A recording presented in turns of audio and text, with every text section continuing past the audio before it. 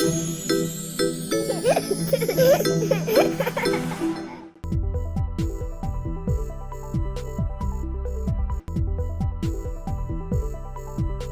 everyone, this is Dr. Sai Prince Reddy, Consultant Pediatric Intensivist at Paramita Hospital, Madinagoda. So ఈ రోజు నేను చెప్పబోయే topic చిన్న పిల్లలు రిపీటెడ్గా ఇయర్స్ రబ్ చేసుకుంటూ ఉంటారు. So most of us observe this problem. అంటే చాలా మంది పేరెంట్స్ ఏమంటారు అంటే మా బేబీ తరచూ చెవు పట్టుకుంటుంది సార్, చెవులో నొప్పి ఉందేమో, సంథింగ్ ఏదో ఉంది, మాకు అర్థం కావట్లేదు సార్ ఎందుకు ఇలా అవుతుందని చాలా మంది అవుట్ పేషెంట్ బేసిస్లో వస్తూ చూస్తూ ఉంటారు. చాలా మంది అంటే మేబీ ల్యాక్ ఆఫ్ నాలెడ్జ్ వల్ల, సమ్ అదర్ రీజన్స్ వల్ల చాలా మంది నిజంగానే ఇయర్ పెయిన్ అనుకొని పెయిన్ కిల్లర్స్ వాడము, యాంటీబయాటిక్స్ వాడడం జరుగుతూ ఉంటుంది ఈ రీజన్స్ వల్ల. బట్ యూజువల్గా మనం అబ్జర్వ్ చేయాల్సిన విషయం ఏంటంటే, అందరి పేరెంట్స్ చెప్తున్నాను ఇది, సో 6 months దాటిన పిల్లలందరికీ టీతింగ్ అనేది స్టార్ట్ అవుతుంది అన్నట్టు. సో ఎవ్రీ 6 months ఒక్కొక్క టీత్ వస్తూ ఉంటుంది. సో టీతింగ్ అనేది it's a painful process for the kids. ఎందుకంటే టీత్ ఎరప్ట్ అవుతుంటుంది, చిగురు నుంచి బయటకు వచ్చినప్పుడు, పైకి వచ్చినప్పుడు నొప్పి వస్తుంటుంది వాళ్ళకి. సో ఆ నొప్పితో, దురదతో, నొప్పితో ఏమవుతుందంటే ఆ పెయిన్ అనేది రేడియేట్ అవుతుంటుంది. సో చిగురు నుంచి ఉన్న నొప్పి మెల్లమెల్లగా ఇయర్స్ వరకు పాకి ఆ రేడియేట్ అవుతుంటుంది పెయిన్. సో మనకి టీత్ పెయిన్ అనేది ఇక్కడ వరకు స్ప్రెడ్ అవడం వల్ల వాళ్ళు ఎప్పుడు చెవును పట్టుకొని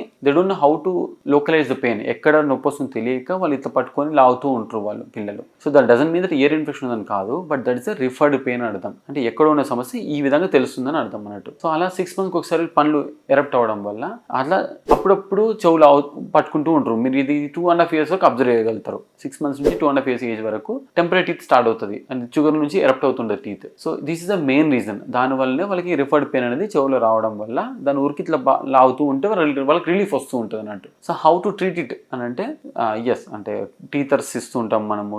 టీత్ ఎరక్ట్ అయినప్పుడు ఆ నొప్పి కంట్రోల్ చేయడానికి, బైటింగ్ కంట్రోల్ చేయడానికి టీథర్స్ వాడచ్చు. వెరీ రేర్గా ఇంకా ఏడుస్తూ ఇట్లా పట్టుకుంటుంటే ఎస్, పెయిన్ కిల్లర్స్ వాడాల్సి వస్తుంది సివియర్ పెయిన్ ఉన్నప్పుడు. బట్ జస్ట్ లైట్గా ఇట్లా అంటున్నారు అంటే జస్ట్ లీవ్ ఇట్.